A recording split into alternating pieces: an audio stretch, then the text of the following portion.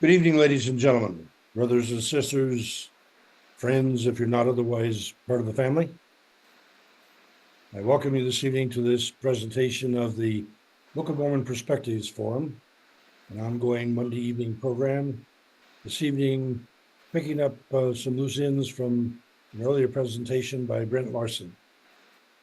He exposed us to 10 or so of the modern seers. And because many of us had not gotten acquainted with them previously, then it became very interesting. And so there's lots of follow-up questions. And so we're looking forward to the chance to get some clarity on this second presentation. That's not an unusual circumstance. You may have noticed last week that with Ralph Williston, Little Eagle, his presentation got curtailed midway, and he's going to be rescheduled into September. It pleases me to announce that over the weekend I had a chance to spend some time with the First Peoples Conference at Chihuahua Resort, Chihuahua Reunion Grounds, and picked up a couple more people that want to present there. And so from there, and that includes Paul Lucero, whom I have known for many years and been anxious to get on the program. And so it's amazing to me how many marvelous people there are that have information to share with us on this program. And so here we are in our fourth year, enjoying that process still. Is my sharing work? I'm not sure that my screen share is working. Yes, Paul, we can see it. Okay, well, Brent Larson is our speaker this evening. His first presentation opened our eyes to modern seers, most of us had not known. And so he's coming back to help us get a better acquainted with the body of information that those seers have grown. Personally, I picked up a couple of the books of one of those seers and read rather extensively to begin to appreciate the remarkable material there. Similarities, differences, strategies these people have used may help us understand those used by Joseph Smith Jr. and whether possibly they may have been abused. Brother Larson comes from the LDS tradition. He teaches a primary class in his St. Louis home ward, carries a BS in computer information, and regularly watches the Gospel Tangents with Rick Bennett, and regularly participates on this program. So thank you, Brent, for agreeing to return and add insight to the translation process. Let us pray together. Originator of the word, its components, the ideas behind each, the author of all existence. We bow in appreciation of the tiny amount of your creation we can apprehend, acknowledge, and find relevant to ourselves, typically with your assistance. This evening, we ask your blessing on Brent Larson, our presenter, who has been looking at the translation process, and we want to understand the commonalities and differences among the translators in our effort to assess. We struggle to follow the path from idea forming in the mind to an intelligible word able to transmit across generations of mankind. We struggle to translate from one generation to another, and often to communicate with a sister or a brother. We struggle more to cross the cultural chasms of dialect and hidden intent, following routes of misdirection from meanings slightly bent. And so this evening we ask your blessing on Brother Larson and our participants to help us appreciate a little more the author of all existence. And this in the name of Jesus the Christ. Amen. All right, I will stop sharing, and Brent Larson, the floor is yours. All right. I should share my screen then. Screen 4. Okay, do you guys see my presentation? Harmony among Latter-day Seers. All right, and you can hear me? Yes. No? Okay. So after the last presentation that I gave, there were several questions that I've been kind of pondering on as to how to address them, because I focused mostly on what evidence do we have of the way that these different seers received the records that they received. And some of the questions were around how well the records work together. So I chose to gather from that question. And so I named my presentation Harmony Among Latter-day Seers. But so for my objectives here, I want to revisit the modern accounts of these prophets that have brought forth ancient records. And we're going to give it from a focus of how harmonious are they. And we're going to explore the nature of harmony within Scripture generally. What we're not going to do is try to pass judgment on any of the records. Like, I'm not going to decide for you or try to convince you one way or another that this one's good, that one's bad, or whatever. That's I also don't want to take away your responsibility to evaluate them yourselves and come up with whatever opinion you like. I also want to make a point of not trying to like twist or force them to be in harmony when they're not. Like, sometimes if you're going to take an apologetics approach, you just say, well, I want to show that it works, and I'm not in any way going to try to show that it works, because I don't think that's up to me. But so I intend to spend maybe 10 minutes, 15 minutes reviewing the things that we already talked about, just to bring them up fresh in your mind. Then we're going to have a short commercial. And then there'll be the main presentation, which I figure will take maybe half an hour or so. And then we'll open up the floor. And I have the old presentation. I could bring it up too. So if you have questions that reflect back to that, I'm happy to entertain those as well. But I imagine there will be questions after this one too. So let's get started.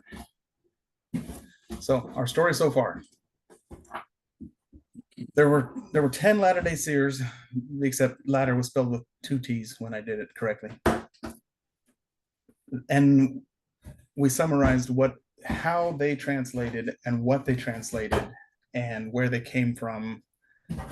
And we compared those to what Joseph Smith Jr., his experience, and the records that we have that help us understand that. And then we asked whether or not their experiences could shed light on his experience. So let's quickly go over the different records. So the first one, the gold standard, is the Book of Mormon. It was Joseph Smith in 1830. We're all familiar with this one. It's the record of the Nephites and the Jaredites.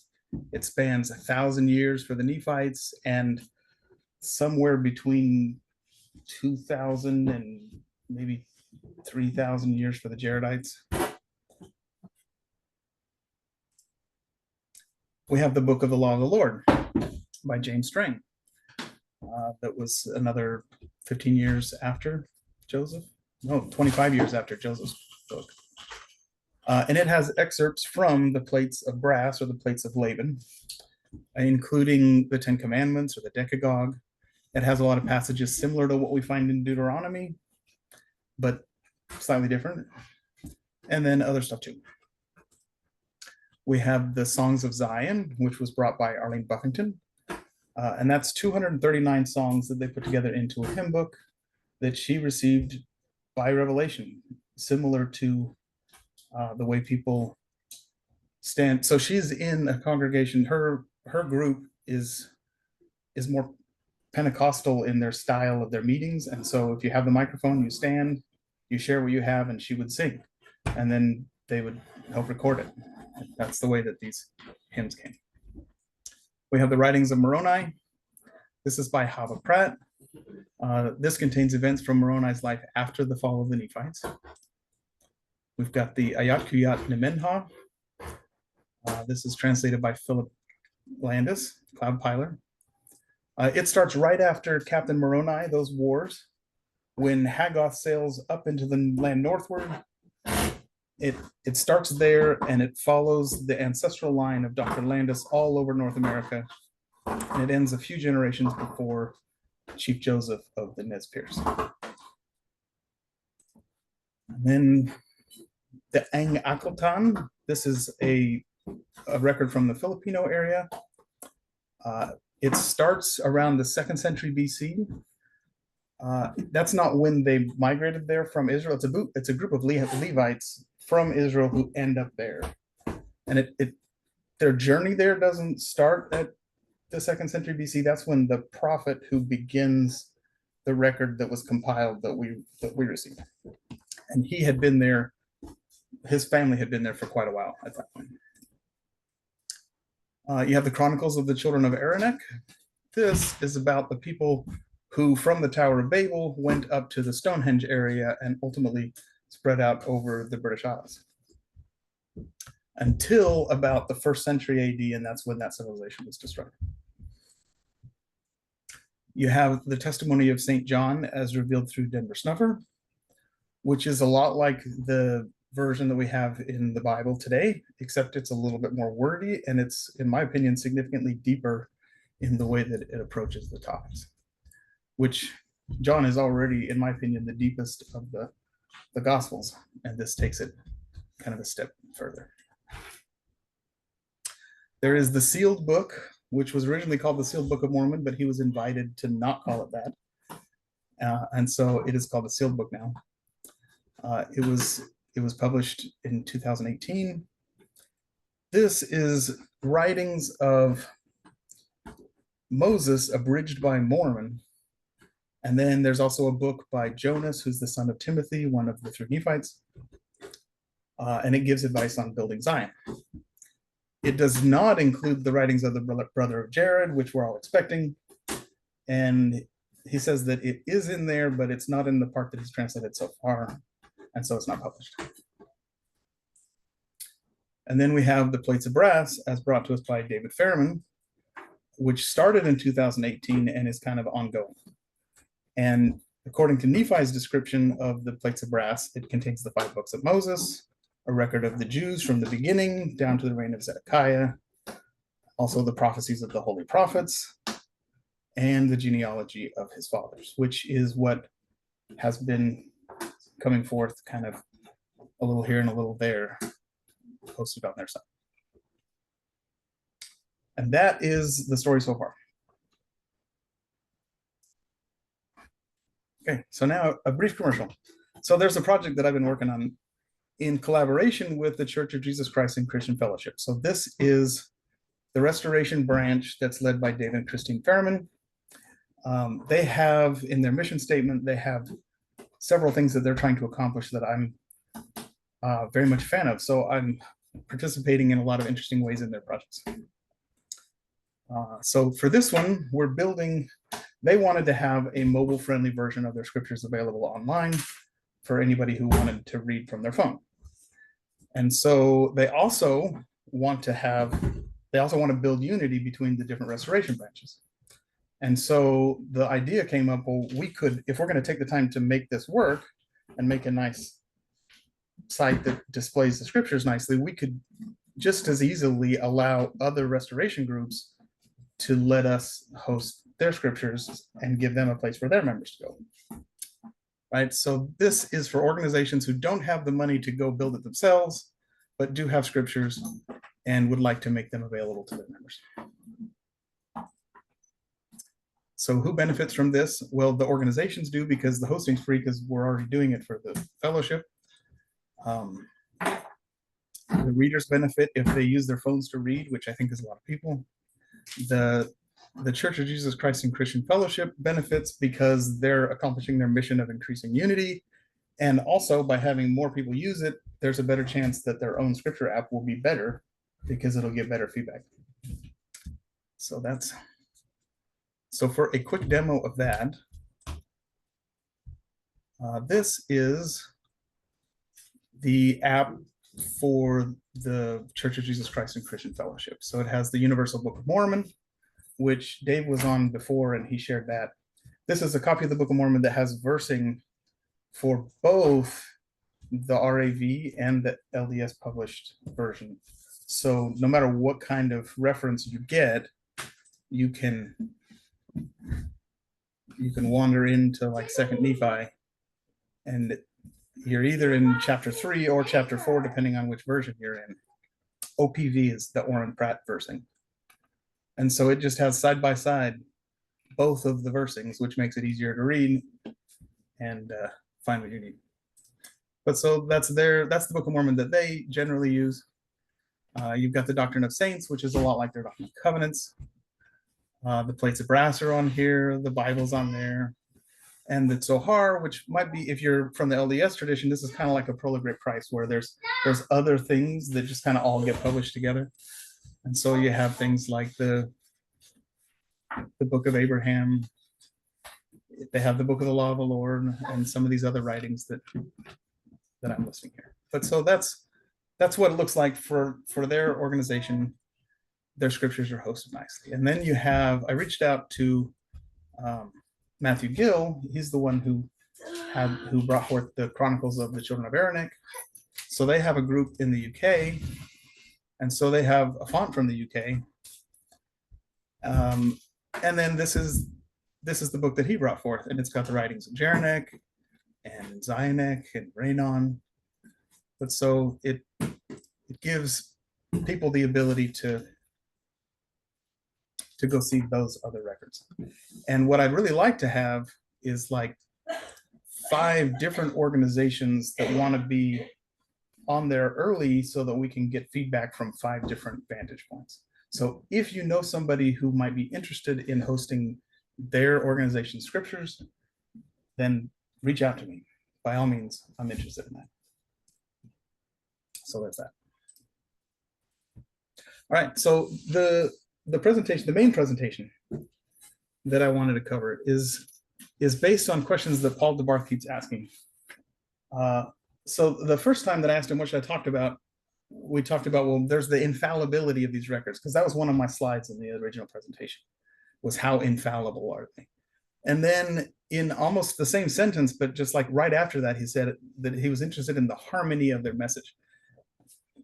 And at first I didn't really put those together, because that doesn't really necessarily follow one or the other unless they're all completely infallible and from the same voice. Their harmony doesn't really relate. But so the question becomes, are they reinforcing each other, and are they witnesses of each other? Are these from the same God? Is the question that I really boiled it down to when I was asking, what is it that he's really asking? That was what I boiled it down to. But so in order to entertain that question, I think we should agree on a couple of terms. So even if you disagree with my definition, you need to at least know what my definition are for these. So the concept of infallible is, it's more common within evangelical Christianity, because they view the scriptures as being God-breathed or spoken by God, and that there's not a shadow of error. They are infallible, and that everything in them should be taken literally as well as spiritually, and that there's no human error in that entire process, or that it's very minimal, including the original author when they wrote it, the people who transferred it through time, and the seers or translators who put it into our modern language. So for me, that's a line that I don't know how to reach. That's a bar that I can't clear. And I don't know that anything does for me. And so I don't even really know how to entertain that particular question. So I'm not even going to try. But harmony, I think, does make a lot of sense. So at what point can you call 2 books harmonious or not harmonious? And it's kind of subjective. Like, can one person honestly judge the harmoniousness of something for somebody else? To illustrate that, you've got like the Book of Mormon and the Bible. Is there harmony there? And that depends on who you ask. If you're asking a Mormon elder, then absolutely they are. And if you're asking a Catholic priest, then he's probably not so sure. And if you're asking a Protestant pastor, then he's probably pretty sure they're not. And if you're asking a Buddhist monk, he might read them and say, well, yeah, those seem harmonious to me, right? So it just kind of depends on the person. You have the same problem with the New and Old Testament. Are you asking a rabbi or a priest? Or maybe an imam has a completely different view on that. Or is there harmony between the Book of Kings and the Book of Chronicles?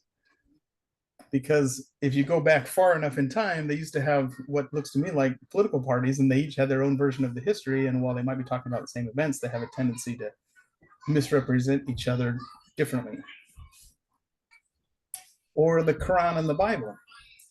I know that if you're Baha'i, you believe that those are harmonious. Whereas if you're, well, if you're Baptist, you probably think that they're not harmonious. Hold on, I need to turn off some sound over there.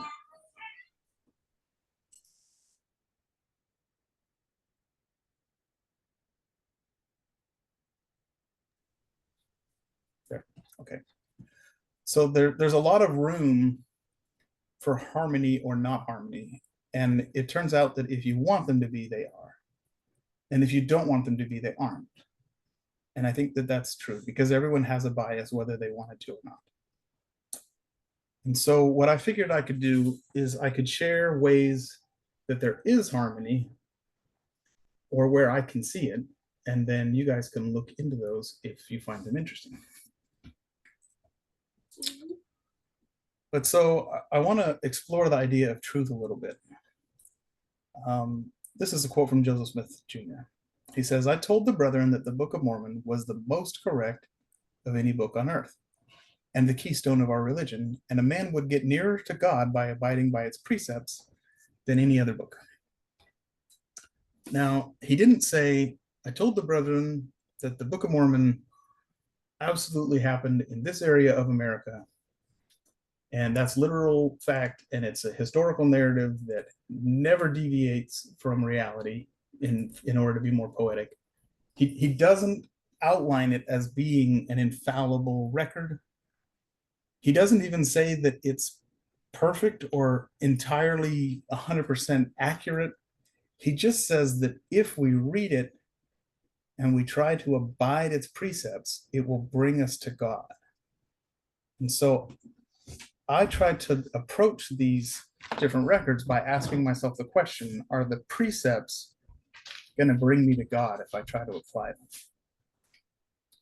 I think that that is where truth is, because there's a lot, as you look through history and as you look through these different documents that come down through time, they're going to disagree. They're going to disagree in a lot of different ways because they come from their own cultures and their cultures are different from each other.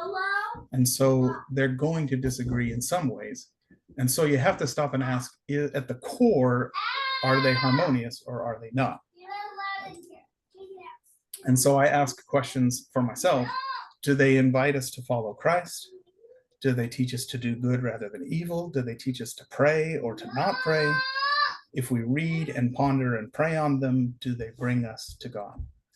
And so that's the way that I approach them, because it's very easy to just say, oh, that disagrees with that, therefore they're both wrong, or at least one of them is, and I can't approach that, right?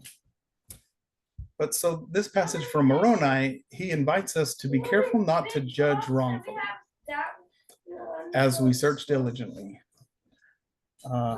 and to not condemn things that are good. And so the reason I share this is it's my opinion that while it's perfectly reasonable to say this just doesn't interest me, I'm not compelled to go read it and I shouldn't, I don't think it's perfectly reasonable to not search diligently, but to still condemn it and say, I'm just positive that these aren't good. I think that in order to have permission to condemn a work, you have to give it some diligence, or you should just kind of choose to not have an opinion. That's my personal opinion on how that works. And I think that that's the admonition of Moroni here, is that we know how to judge, and we should be very careful not to judge wrongly. So, and this is one last principle before I start sharing some of the harmonies. So I've discovered this principle applies as I've read these. We're invited, for unto him that receiveth I will give more. And from them that shall say, we have enough, it shall be taken away, even that which they have. Now, I have found that as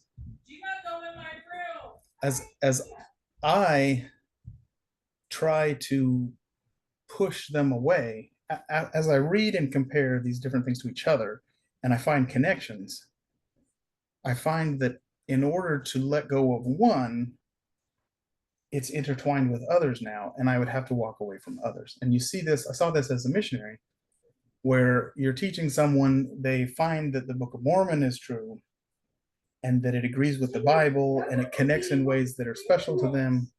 And then later on, they question both of them. And now they're not just going to go back to the Bible. A lot of times they go all the way to nothing because they give up. Because in order to turn down one thing that you've discovered is harmonious, you have to walk away from more than you thought you had to walk away from.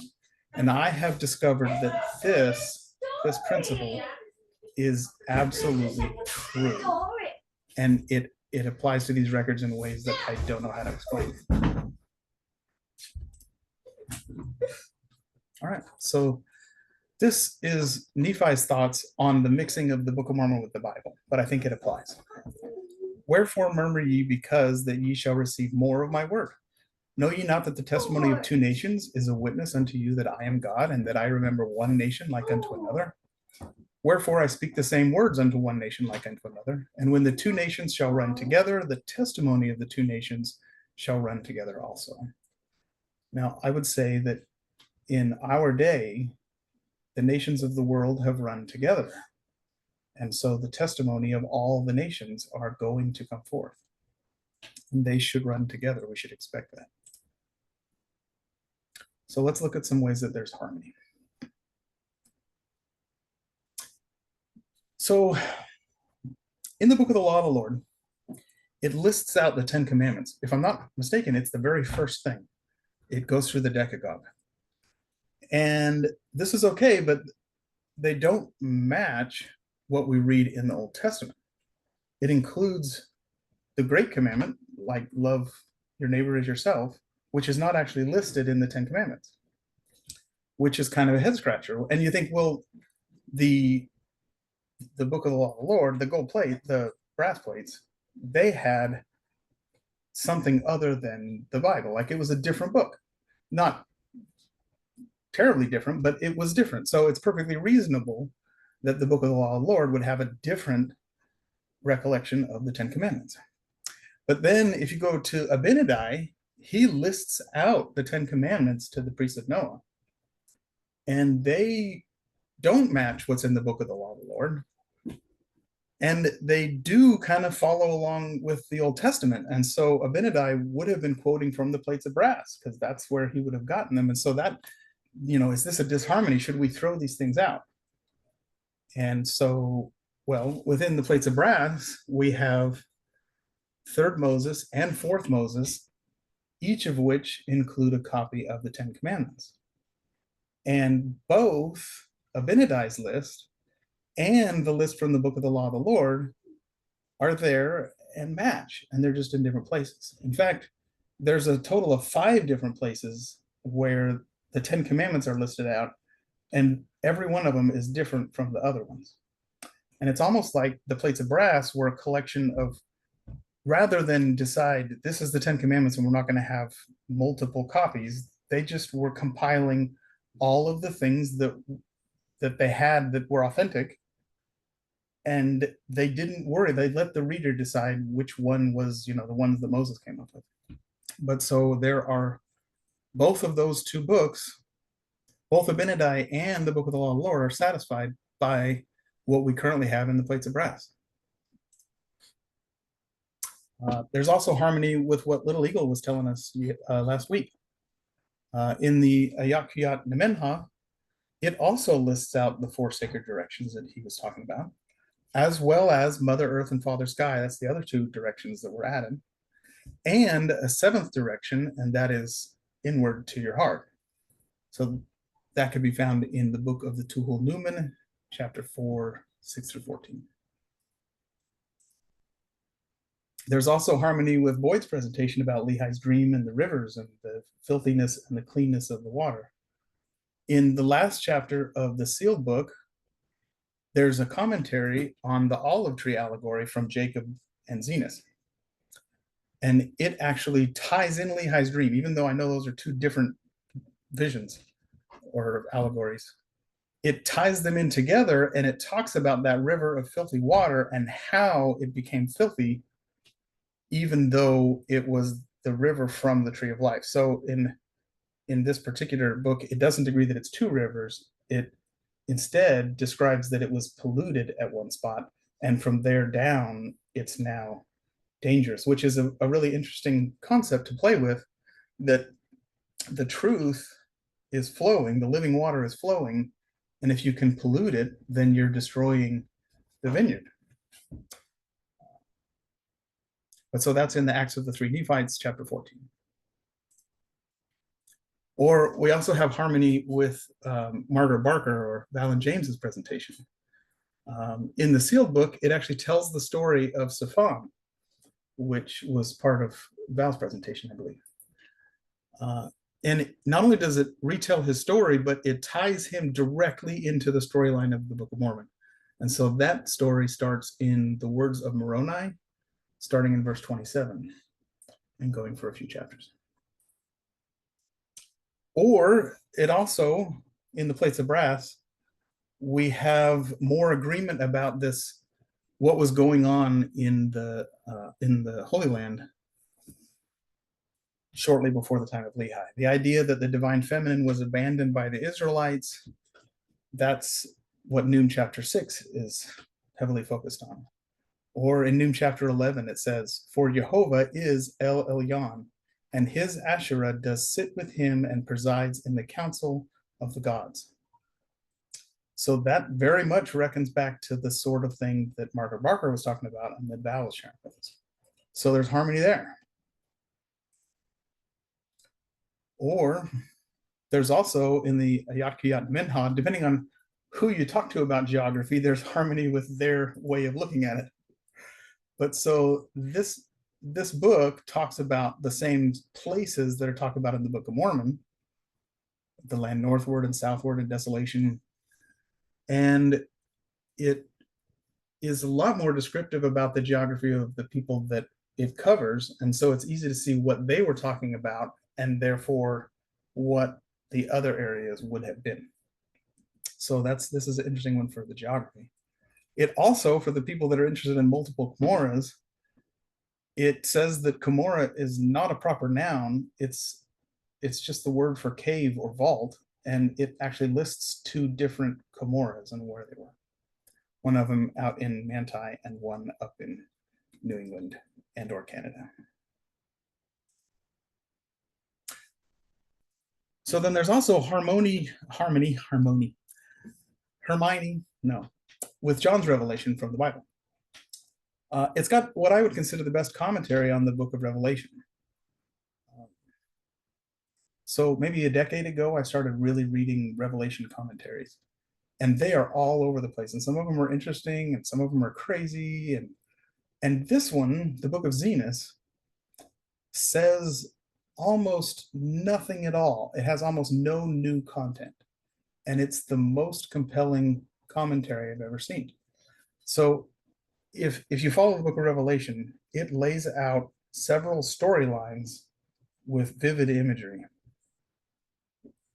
And it just tells each of these different stories: a story about trumpets, a story about vials, a story about a woman and a dragon, a story about a beast. So there's these different stories. Well, in the book of Zenos, it tells the story of 7 dispensations, and it uses the same verses as the book of Revelation. It just shuffles them up and deals them back out. And it's the most compelling thing I've ever seen. So anyway, I was interested enough in it that I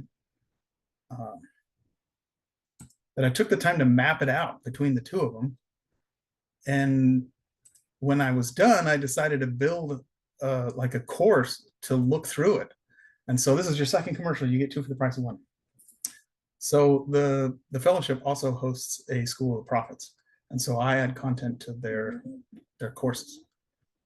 So this one's written by me, and this one goes through these 2 books, and it goes through the harmony of, well, it goes through all of the book of Zenos and all of the book of Revelation, And if you were to go in and read through it,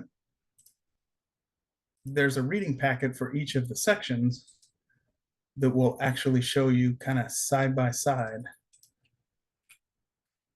This is what it says in Revelation. This is what it says in Zenith. And then you can go find them and compare them side by side. But so they're almost identical, but they're different in ways that really make you stop and wonder. And so it's a very compelling commentary. I also found other insights into John's revelation by reading these. In the Nemenhah record, Peter introduces himself as the stone spirit, which is, to me, poetically beautiful. I mean, if we're going through kind of a First Nations way of sharing the Peter, James, and John visiting Adam story, the idea that they're going to recognize the life in all the different things, including the stones and the lightning and things, it retells a story with an interesting poetry. Now, that's just interesting to me. I think that's beautiful, but that's not the part that is compelling to me. He says, I am the stone spirit, and these are the lightning and thunder spirits, and that's James and John, and they're the sons of thunder in the Bible, which is like, that's cool. And then in Revelation 8 or Zenith 10, it says, and an angel took from off of the altar and cast it down to the earth. So I'm assuming that's the altar in heaven, which did bring thunder and lightning and an earthquake. Now it says that if you're in the Zenith chapters where it's doing it by dispensation, it says that early in the seventh dispensation, in our dispensation, which very much sounds like from the altar of heaven, God sent down Peter, James, and John and created movement here on the earth. That's the way that reads to me. And those two records, or three, depending on how you play it, they were not trying to set that up when they said that, but to me, those were set up to make sense together. And then when you read through Zenith, which kind of ties some of those same phrases to these other angels, where it doesn't just say it's an angel, but it gives a name, you see that it also talks about the gathering of Israel as being, there's an angel in the sky that's going to harvest the earth. He's not talking about coming down and cutting through and killing everyone. He's talking about harvesting and gathering Israel, and then there's another angel that's Elijah, and he's talking about coming down, and so then that's visitations from Moses and Elijah, which is also this dispensation, which I found compelling. So another thing that these records all seem to talk about is Nimrod. Now, I'm not at all shocked that they all talk about Nimrod, because the Book of Mormon makes the Tower of Babel story more important than the Bible ever did, right? And so the idea that there are Latter-day Seers who are interested in the Tower of Babel and Nimrod, that's not shocking to me at all. What is interesting is that the Book of Jeraneck, who comes out of the same time period, the sealed book, who it tells that story, it retells the Nimrod story. And the Book of First Moses from the Plates of Brass, they all share details about the Nimrod story that agree a great deal, all the way down to like how the city was organized. And they didn't collaborate. And so, and to my knowledge, there's no other place that attempts to, like, that they're all drawing on, other than they all have it in their record. But so that story was very interesting to me. So I listed off a lot of harmony, and I don't want you to believe that I believe that there's nothing but harmony in any of these records.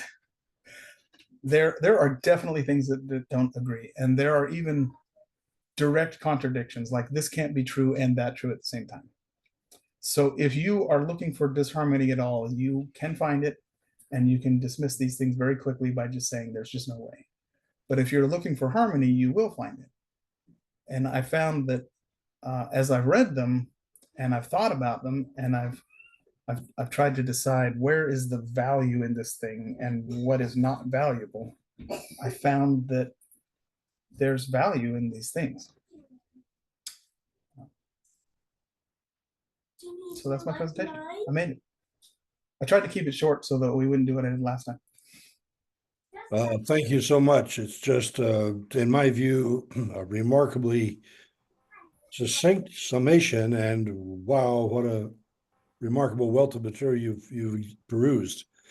I took the time to bother to read a few things in the interim, and I agree with you. I did approach the matter looking for harmony. I did notice some disharmony as well, but I did find enough harmony that I I would not just I would not recommend that any of these seers have their materials disposed of because I believe there's valuable material within each of them. I guess maybe the same thing I can say about Joseph Smith's work because I find that there's a certain amount of disharmony there as well, but at the same time, there's enough harmonious material with the rest of the scriptures that I hold him to be a prophet. So as we look at this, I thank you very much, Brent, for a fascinating presentation. Would you please, though, because you hit there's 3 points of harmony, 3 sources of harmony on Nimrod.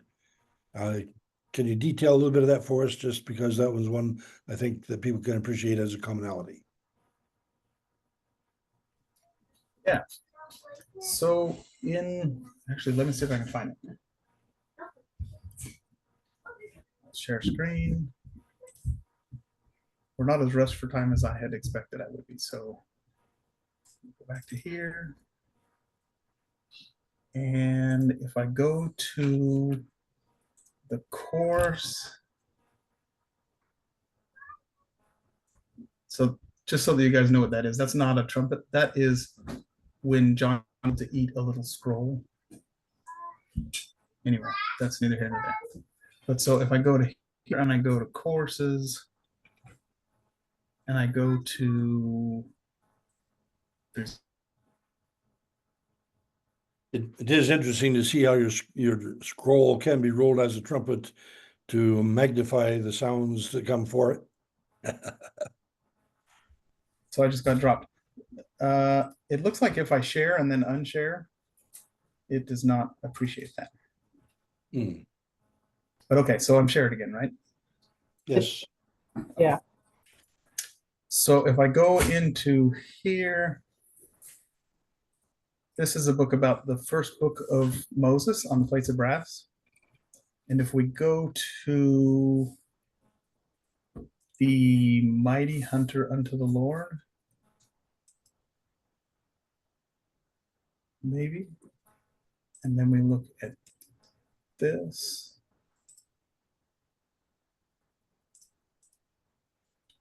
So this compares Seal Moses and Genesis chapter 10.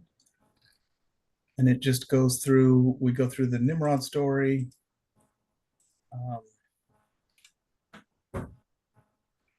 Where he came from, he came through the line of Ham. See if I can find the part I'm interested in here.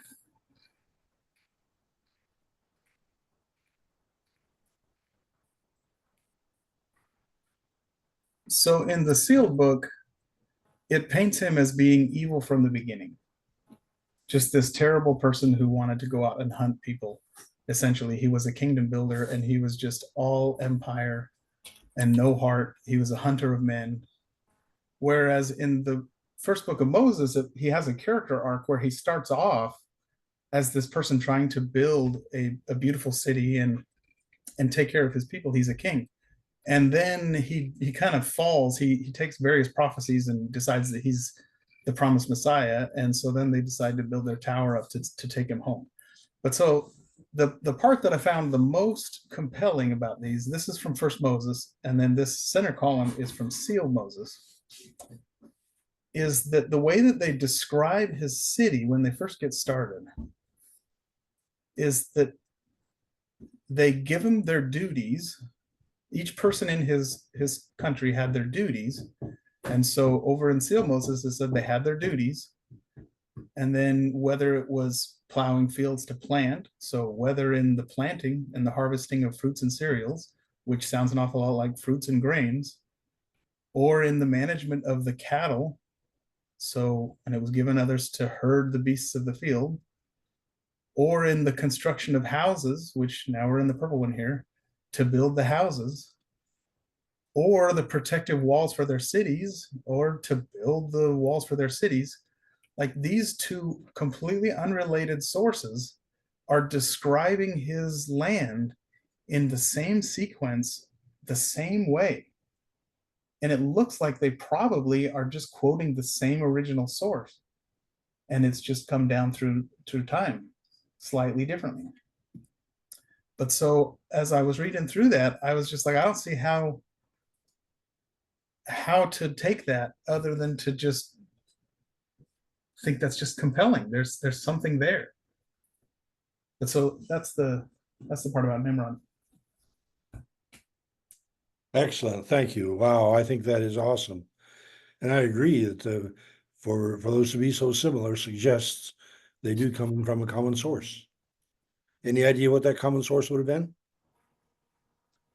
I have my speculation. Uh-huh. I think they both come from history. I think, oh, there was another thing, and this kind of harkens back to Val's concept, where they were talking about, he and James were talking about the like the ancient Israelites had this pantheon where Jehovah was the storm god. And that's where the record from the Jeraneck book came in interesting. And I'm not sure I can find that one as easily. But when the tower falls, the way that the two records describe it, in Moses, it says that Jehovah came down and knocked over the tower. And in the book of Jeraneck, it says that a great storm came down and knocked over the tower. And it didn't use the exact same phrase, but it was very definitely the same verse pattern, kind of like those other ones where you're like, these are following the same pattern. These are similar. And then in one instance, instead of calling him the name of that ancient pantheon god, they called him by his element, or whatever you want to call him. And I thought that's just really interesting, because I'm very sure that Matthew Gill is not at all interested in the ancient pantheon of Israel from the Canaanite time period. Like I don't think he is interested. So I just thought it was compelling that he would, instead of calling it Jehovah, he would call it a great storm. So I thought that was compelling. Okay, ladies and gentlemen, the opportunity to get your questions and comments in. If you need to go to the bottom, you can either raise your hand if you have the raised hand icon, or the react. And so we have hands up, and Deb commonly monitors the queue. Deb, it's all yours. Okay, thanks, Paul. We got Rick first and then Earl. Go ahead, please, Rick. Okay, thanks for presenting, Brent.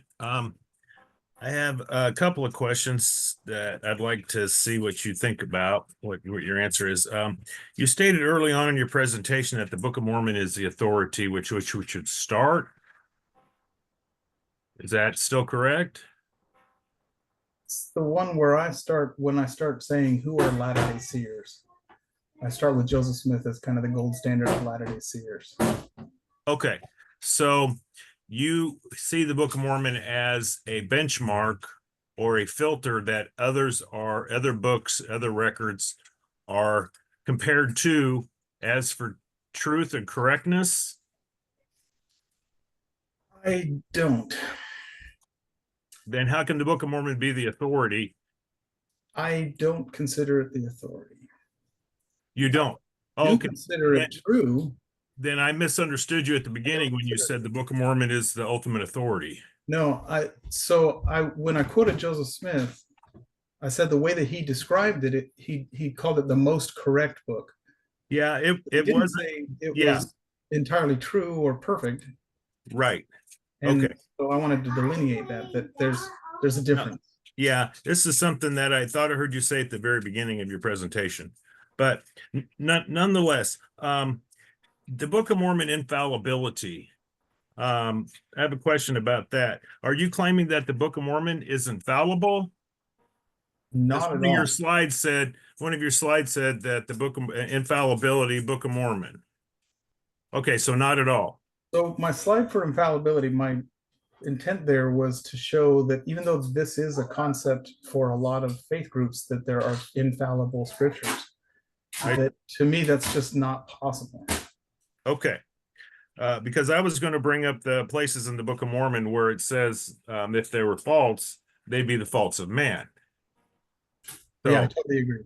okay. There's some passages in the Book of Mormon that reference other books and other records. But it says they were supposed to support the gospel. They were supposed to reinforce the gospel of the record that the 12 apostles of the Lamb had written. Yes. So do these other records fulfill that requirement? So I promise not to make that judgment for you. Okay. But I will say that things like most of them have well, like the Chronicles of the Children of Aaronic, they also have the same Sermon on the Mount. Not exactly the same, but they have basically the Sermon on the Mount shared by the Lord. So does the Ayakiyat Nemenha, because when the Lord was visiting the Nephites after that, he also visited them in a couple of their cities. So yeah, I'm trying to think if any of them don't testify of Christ. They pretty much all testify of Christ. Yeah. So I'm looking at First Nephi 3:191. In the LDS numbering, it's 1339. And it's saying what's going to happen after the Bible comes forth to the Gentiles, and then the Bible would go to the remnant of the seed of my brethren. And then it says, after it had come forth unto them, I beheld other books, which came forth by the power of the Lamb from the Gentiles unto them, unto the convincing of the Gentiles and the remnant seed of my brethren, and also to the Jews which were scattered upon all the face of the earth, that the record of the prophets and of the 12 apostles of the Lamb are true.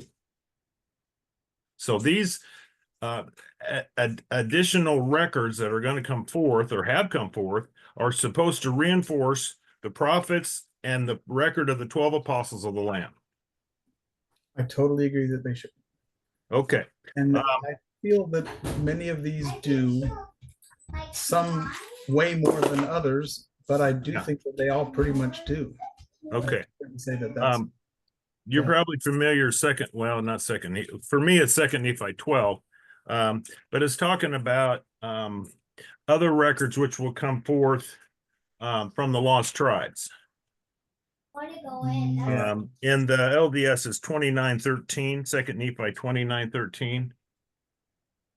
And so we, according to the Book of Mormon, we're supposed to be looking forward to some records of the lost tribes. Those same lost tribes that Jesus went to visit, I would think, in 3rd Nephi 8 or 17:4. But he says that we should be expecting sort of a 3-in-1, the Bible, the Book of Mormon, and the record of the lost tribes. You familiar with that? I have come to the opinion that the lost tribes are not one group. Okay. I guess what I'm is, yeah. If you read through Second Moses from the Plates of Brass, if you're familiar with the Old Testament where they're given their patriarchal blessings, some of the kids you don't hear their patriarchal blessings, and others they're really short. They're like maybe a verse. But in the Plates of Brass, those patriarchal blessings, all 13 of his children have an entire chapter where their blessing is. and it talks about what they'll do in the last days. And they're not one body; they are 12 different people, and both their sons and their daughters are doing amazing things in the last days. And Okay. so I don't So- think that it will be a triple combination. I think it will be a Swiss Army knife of records from all over the place. Okay. I'm not familiar with most of the records that you presented tonight. So I'm not sure the history of the brass plates that were once had by the Nephites and what they add.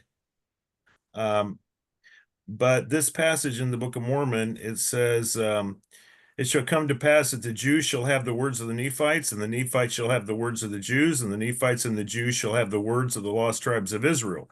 And the lost tribes of Israel shall have the words of the Nephites and the Jews. So everybody, the Jews, the Nephites, and these lost tribes are going to all have the same records. If I'm understanding that passage correctly. So do any of these records that you have researched fulfill this description of being a record from the lost tribes of Israel? Yes. Yes? No? Oh. Yes. So Yes, they do. absolutely. Like the Eng Akpen, that's the one in the Philippines. That is very definitely claims to be from Levi. From Levi. The plates of brass very definitely say that they are the records for Joseph's tribe. And let's see what else. So the Nemenha record, the Haggadah, from his description in the very beginning, when he explains who he is descended from Mulek, so he's Judah. But when Jerusalem was sacked, he and the priest from the temple fled together, and he's also a descendant from Aaron, because Mulek and his priest came to America. And then he's also a descendant from Jacob, so Lehi, which makes him from Joseph. And then, so that record is kind of multiple tribes. Okay. So you would say these ones that you just mentioned would agree with the gospel of the 12 apostles of the Lamb, and they would also qualify as a record of the lost tribes of Israel. Yeah. Okay. Thank you.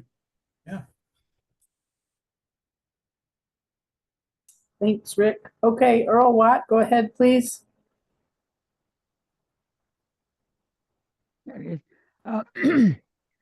I think it's a very educational presentation. I really appreciate it. However, I feel like a neophyte. So many of these different books and people you're talking about that I don't have a clue. So is there some place where I can get just a synopsis of the 10 different plates? Yeah, so this is a thing that the scripture site that I showed in the middle, which I can post a link to. This will have a lot of them. Basically, any of the ones that the fellowship could legally include are included. So, and then the one for the book of Jeranek, which is the copyright is owned by Matthew Gill. When I reached out to him and told him what I was doing, he said, well, that's interesting. Yeah, I'll let you do that. So we have, that one might be harder to get unless you go here. Let me chat this before I forget. So if you go there, that's the homepage. From there, there's a link into either of those two sets. You can see a lot of those, like in the fellowship site, the Sohar, which is the last one, the last book listed in there, it has several of these, like the writings of Hava Pratt. It's not very long, but she's like 12 chapters. The the writings of, like the Book of the Law of the Lord is in there, but it doesn't have the commentary. Where's Dave? Dave told me last time that the commentary was prophetic and that I was supposed to include it, and I haven't yet. But so it doesn't have that yet. But so you can see a lot of them, but some of them I don't have a copyright to, and I have to hunt down who it is. And that's one of the reasons that I did that commercial in the middle, is because if you guys happen to know people who owns the copyright, who might be willing to let us all host it here, then you'll be able to go read them without having to hunt them down one by one. Thank you.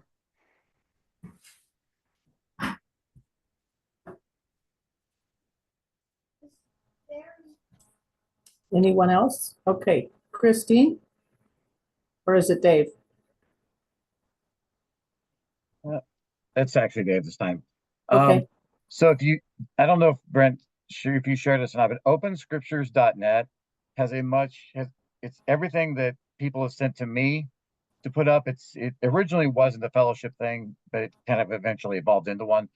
But openscriptures.net, if we couldn't get a legal version of a PDF of it, then we have a link to where you can buy it. Some people, they wanted to sell it, so they didn't want free copies put out. But there are multiple different versions of the Bible, the Book of Mormon, a ton of different records from purporting to be from all over the various tribes of Israel dealing with the Latter-day Saint movement, and some that aren't directly tied to the Latter-day Saint movement, but I met smaller groups that were using them. So if you're looking for a lot of records, you can find them there. Yeah. So it was asked in the last presentation if what I pick, because when you go there, you'll discover there's a lot of books.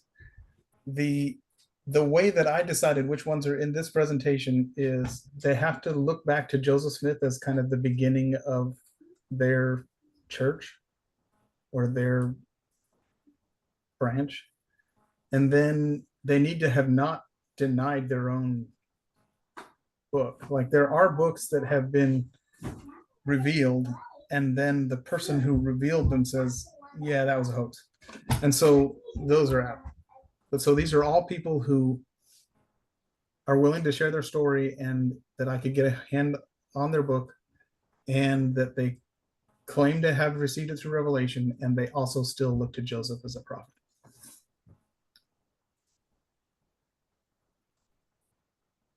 We've had a request in the chat if somebody could put the link to the openscriptures.net.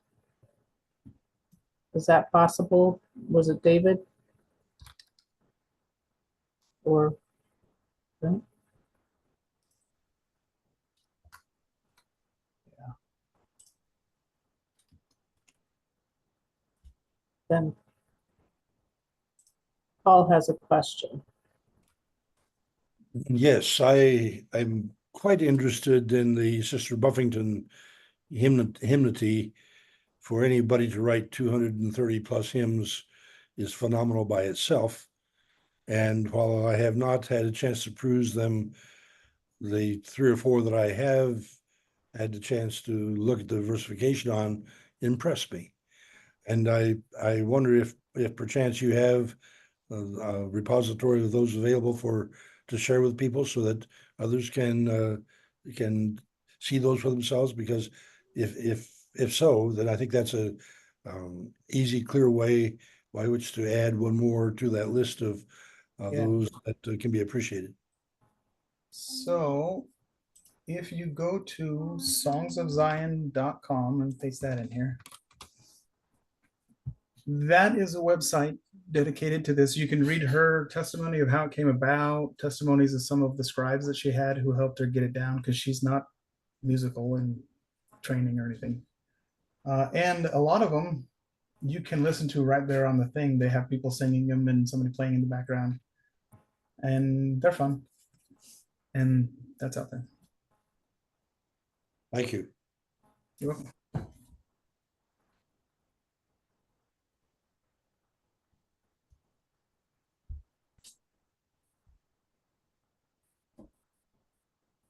I hope to one day have a hymnal in that sacred record site where we have different scriptures, because I consider the hymn scripture, but Right. I'm not yet the technical wizard necessary to lay out music and be able to somehow play it. I'm not there yet. So maybe someday. Well, it strikes me that we're looking here very stringently at the written word, but to understand that the messages of the divine are not limited to the written word, but may very well be coming to us. I say that because in March, when I got the news that my archaeology project in Nauvoo had been canceled, I was devastated. But the next morning, as I walked around the home pond and saw the sunrise reflected in that beautiful mirror surface, it spoke to me in a most eloquent visual manner to be calm. And God, I think, frequently does that. And well, we see the sunrises, the sunsets, and so much appreciate the magnificent colorations that are brought into our atmosphere. And so just simply to appreciate that all of our senses probably need to be incorporated in understanding and appreciating the nature of the messages of the divine. I agree with that.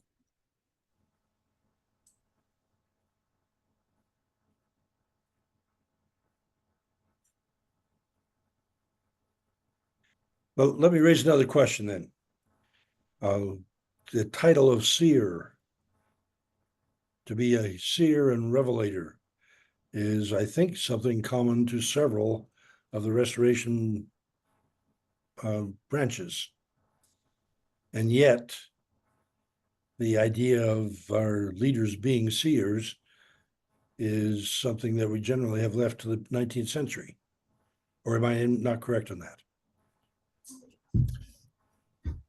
Well, in Latter-day Saint tradition, the Utah Latter-day Saint branch, they are still considered seers, even though the Mosiah definition of seer, which is a person who translates ancient records, you don't see that, but they still consider them a seer. Like if they were going to see something, we wouldn't look and say, you don't have any permission to see that. Right. So they still consider the brethren to be seers. But when I made the list and said these are seers, I made the list based on the book of Mosiah, where he talks about when Mosiah translated the brother of Jared's record for his kingdom, he did it using the seer stones because he was a seer, and that's what seers do, is they translate ancient records. So that's the definition I'm running with. I like that and I appreciate it, but I did want to highlight that I think both in the community of Christ and in the LDS tradition, I suspect beyond that as well, I think the Monongahela group may be the same, hold to the premise that the prophet should also be the seer, even though he doesn't see much. I didn't, okay, well, excuse me, I apologize. That came out inadvertently. A bit scrambled. Translate much would have been better than see much. I do think it's interesting to point out there the difference between, like, there really are, there's bringing forth an ancient record that you're translating or in some way converting between languages, which is not the same phenomenon from my perspective as people who receive a revelation where they sit down and say, this is what the Lord said. Those are two different, I don't know what you want to call it. It's two different ways of receiving something. And to be a seer is to wrestle into a language, and to be I guess a revelator is to receive revelations. And those are different. Well, it's been my experience recently to spend a good deal of time studying Joseph Smith III. And while he was ordained to be prophet, seer, and revelator, I find it interesting, for example, to discover that in the 1880 edition of the Doctrine and Covenants, there is included an 1882 revelation that he gave. Now that's that may be just a mix up on dates, but the fact is that it strikes me as revelatory. I mean, seers see the future too, right? Right. And while I don't recall him translate or seeing and therefore translating ancient records, yet because I did the excavations of the times and seasons in Nauvoo, where the print was so small you virtually had to use a magnifying glass to read it, and they got the book down to about 500 pages. Joseph Smith III in 1892 authorized the large print edition so people could actually read the book. So we could have more seers. Right. So we would have people who could see what the seers had seen. So again, technically he would not qualify, but in a practical sense, he did.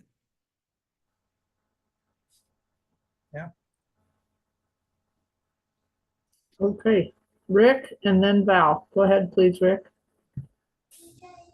I almost forgot to unmute.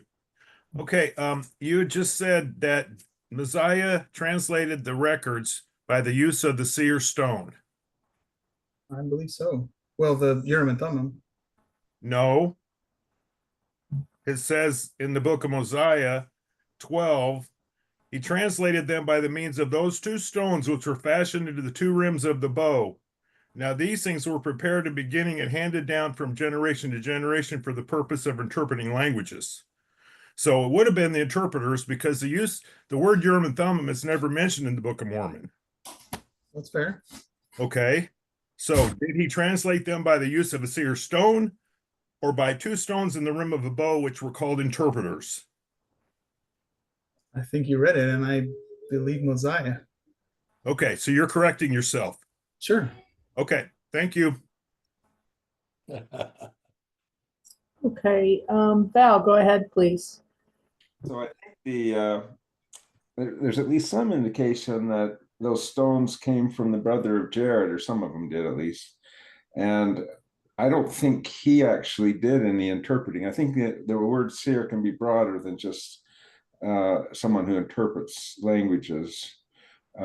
They say it says when it's being discussed with respect to Messiah, just that a seer is greater than a prophet, and that like the brother of Jared would have been a seer, but we don't have any indication he ever translated anything. I'm pretty sure he'd be classified as a seer. So I just think it's a little broader category than just a translator. Yeah, no, I think you're right. That makes me remember, like it talks about, it's a person who can see into the past and the present and the future. So Nephi on a mountaintop, seeing the history of the world, is filling what we would call a seer role. And the brother of Jared would too, if he saw the end from the beginning and recorded it. And John the Revelator. Yeah.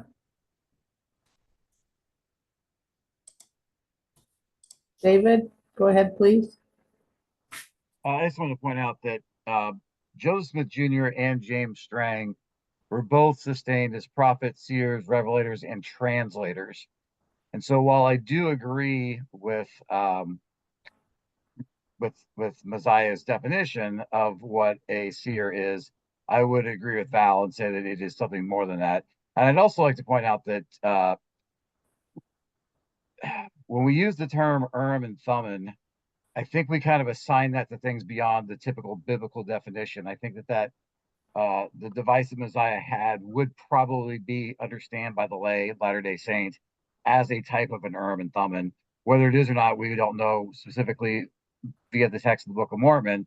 But I do recall there was a time when I believe it was Joseph Smith's mother, but it might have been Emma Smith, showed the brown seer stones to someone and told them that that was the Urim and Thummim. So I think that term gets used quite loosely in Latter-day Saint language. So I think we can forgive one another for using it inappropriately from time to time. Just want to throw my 2 cents out there. Thank you.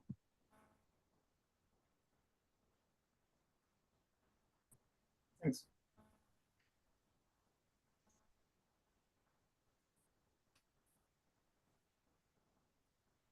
Boyd, go ahead, please.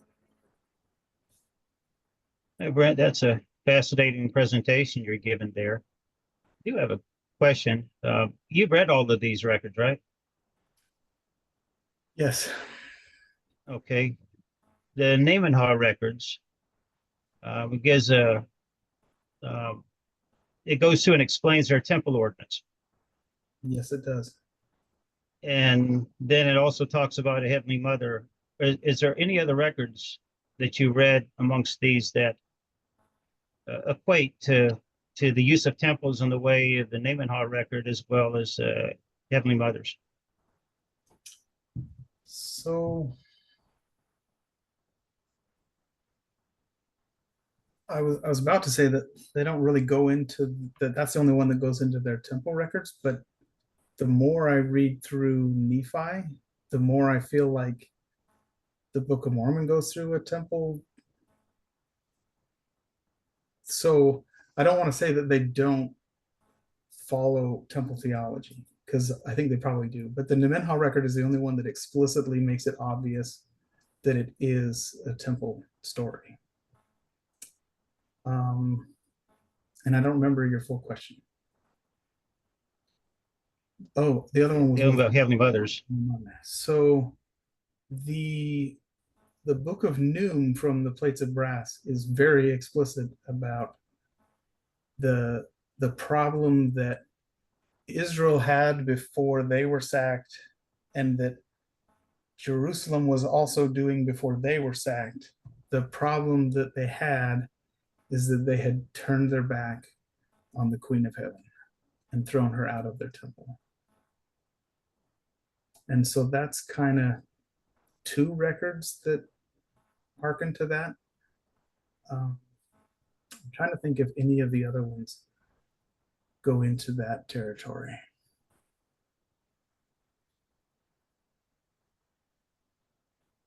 No, those are the only two that I can think of where there's a reference to the divine feminine being significant and not just a poetic idea.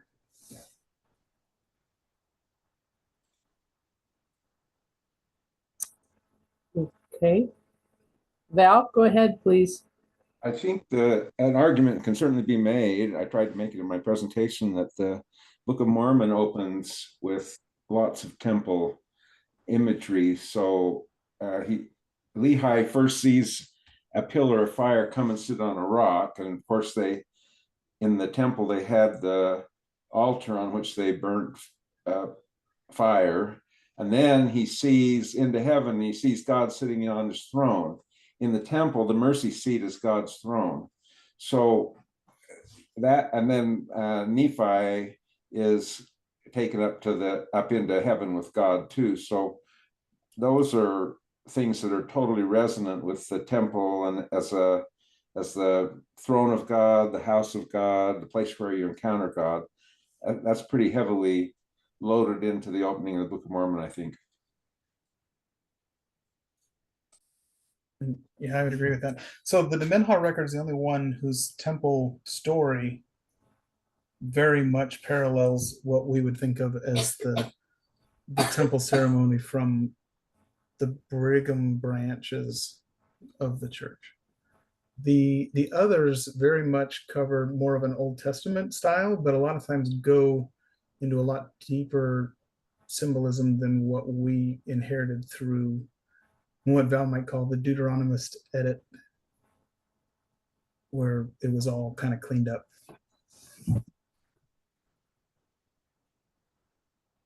Yes, I read significantly in that and found a great deal of detail added, much more than I really wanted to embrace. But that certainly struck me as being consonant with what we have, because really it was just simply explaining, adding greater detail to the nature of the activities and why they were being done, punishments and so forth. And just really, it stayed very much in the vernacular of the Deuteronomist approach, and so I found it compatible. And yes, I want to thank you again, because for you to bring forth a group of scriptures that may very well be scriptures from the other sheep. to urge us to be embracing the scriptures of other people. We have had previous presenters urging us to be cross-culturally attentive and to open our microphones to the disadvantaged peoples, because sometimes the words that they have to share with us clearly echo something of the kinds of message that we would expect to find Christ sharing with the other sheep.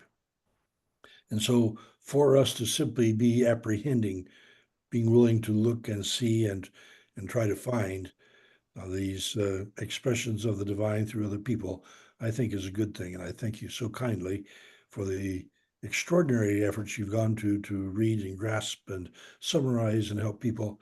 And I would hope that people do take advantage of the resources that you're putting before us, because there's so much more to learn. Yeah, I will add to that just because they're interesting and decent and compelling doesn't mean you don't have to pray about them before you decide that they're valuable. Like, you should not just assume, oh, this comes from a person who echoes back to things that I know and believe. Like, I do think that you have to, in order to rule them in or out, you have to wrestle with them. And you are, as far as I'm concerned, you're welcome to accept or not accept any one of them. But I do think that they're interesting and worth reading, especially the short ones, like the testimony of John that was revealed through Denver Snuffer. It's not even that long. I mean, if you've read the testimony of John, it's not much longer than that. And I mean, that particular book in King James is a philosophically interesting book. Well, this is a whole nother round of that level of think about it. So if you're looking for something to think about, that's a fairly short. So let me see if I can find that, because that one I don't have a way to copyright.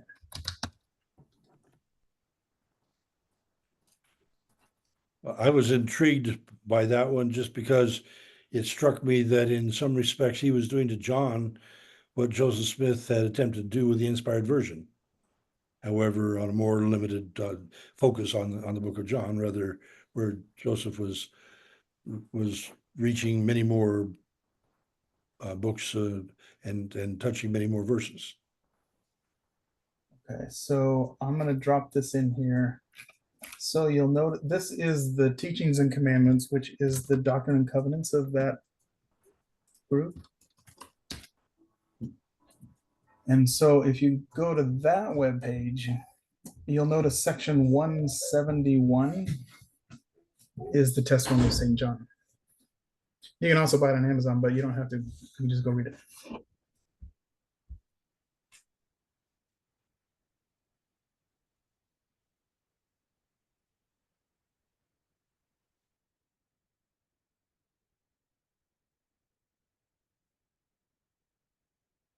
Well, you folks are being quiet. I could make a prelude note for next week. We have, who's it we have? We have the Frank Stribling presentation coming next week on the Book of Mormon gems. And I have his book, and it encouraged me, even though he's feeling clumsy about using Zoom. Frank has put a book out on Book of Mormon gems, and I'm confident that the rest of you could use up quite a lot of our time just simply citing them. So I suggest that you may well want to select two or three of them in advance to be sure that yours get in, because I'm sure we will not have a time to cover all of them that people have. Somebody's holding it up for us down there so you can see the title, and I'm not sure who that is holding up. That's Rick. Yeah, Rick is showing the title, and I have a copy here as well. Rick owns every book there was ever published, I think. In a good way, Rick. My wife says you're not going to get to heaven by how many books you own. Well, but they may build you some stepping stones. I can commiserate for that one. I do like to read, and I like to prove what is truth, like we're told to in the scriptures, rightly dividing the word of truth. I did have another question for Brent, but I haven't raised my hand. Go ahead. I think you're on. Okay. Okay. I read the book of the law of the Lord a couple years ago, and I responded to that group with some questions I had, and I pulled it back up just now, and it seems to be a heavily Brighamite document because it commands baptism of the dead, celestial marriage, which the RLDS tradition doesn't, and the Book of Mormon doesn't. So when you said these documents don't disagree and they're further support to the 12 apostles of the Lamb, were you including those doctrines that are in the book of the law of the Lord? I'm trying to think of where it talks about that in the book of the law of the Lord.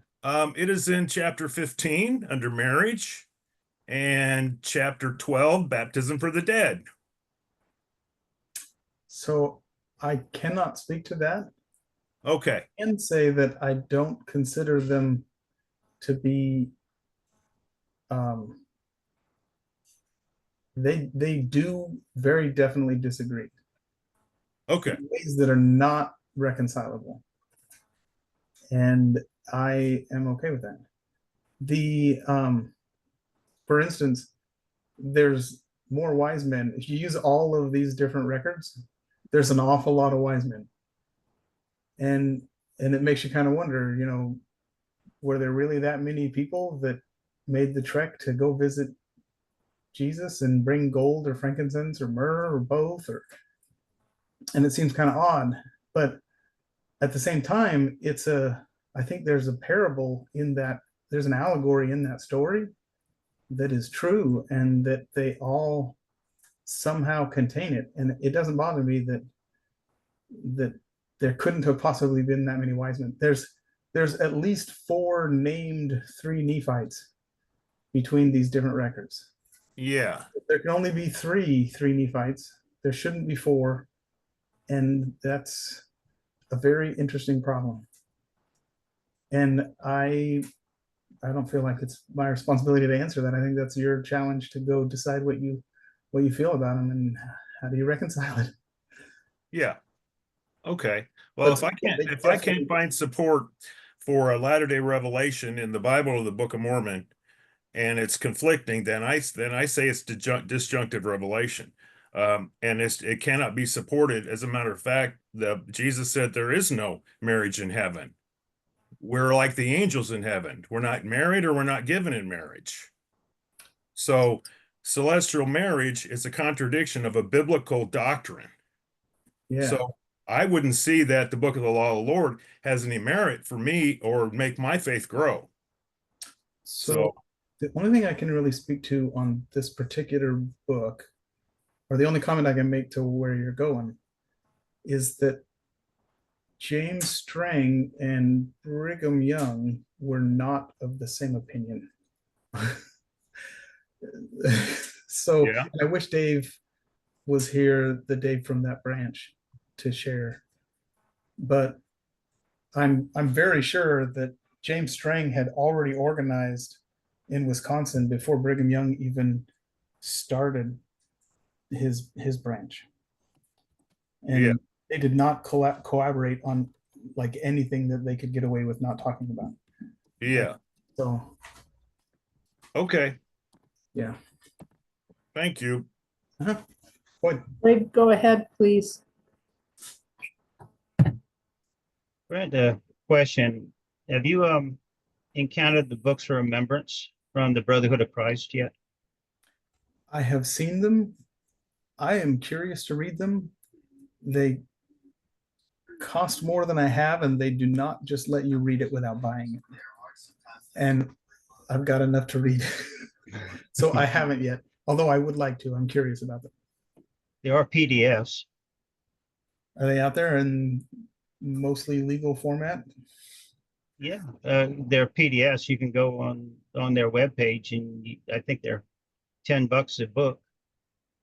there's what, 1, 2, 3, 5. There's 5 or 6 books. I'm gonna do that. Have you read them? Are you looking for my opinion on them, or what are you? Well, if you haven't read them, I mean, there's no opinion, right? Yeah. No, I've read them a few dozen times, so you know, Do you find them compelling? yeah, All right. I do. But yeah, that's just me. Oh, cool. I'll have to read that.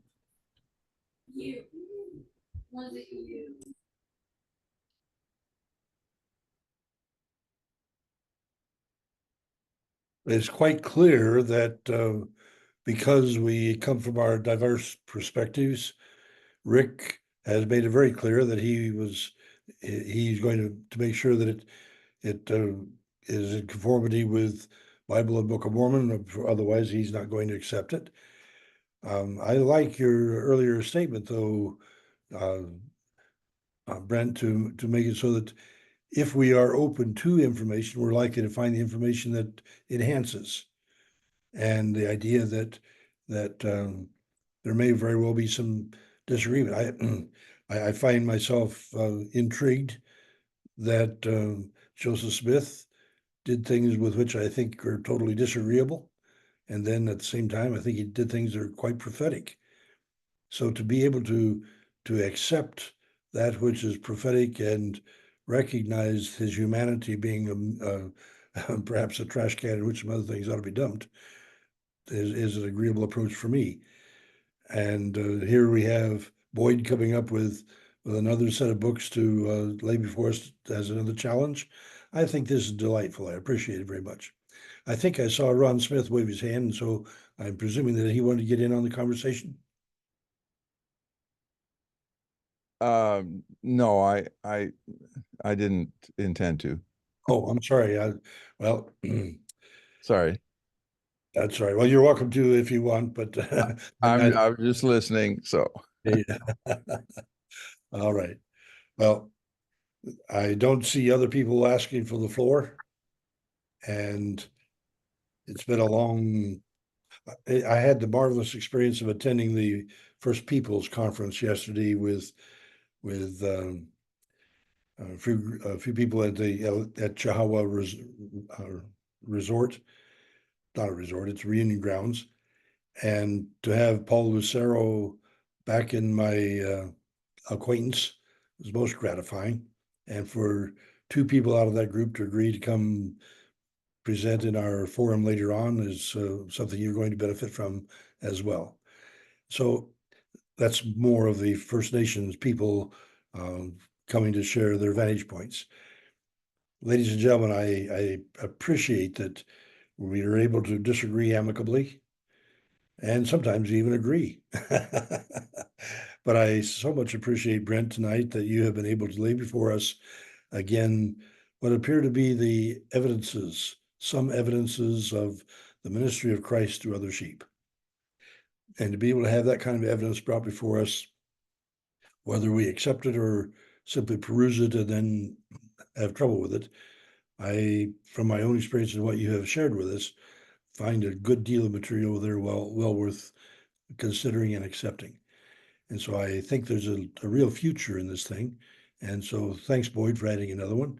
I would hope that we could all be looking for those messages of the divine that are offered to the modern world to encourage us to be people of compassion, people of peace, people of Zion.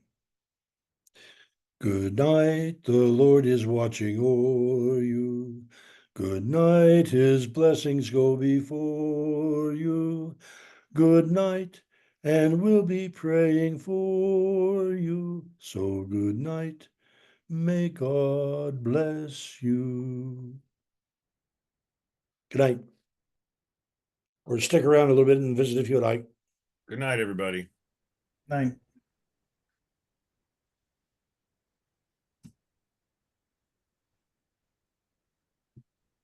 Oh, hey, Paul. Hey, Oh, hi. Yeah, am I still connected? Yes, you're on. I hear your voice. Good. Yeah. Well, I just got back from Salt Lake City yesterday. I attended the Sunstone conference. Oh, really? And what did you find out? Yeah.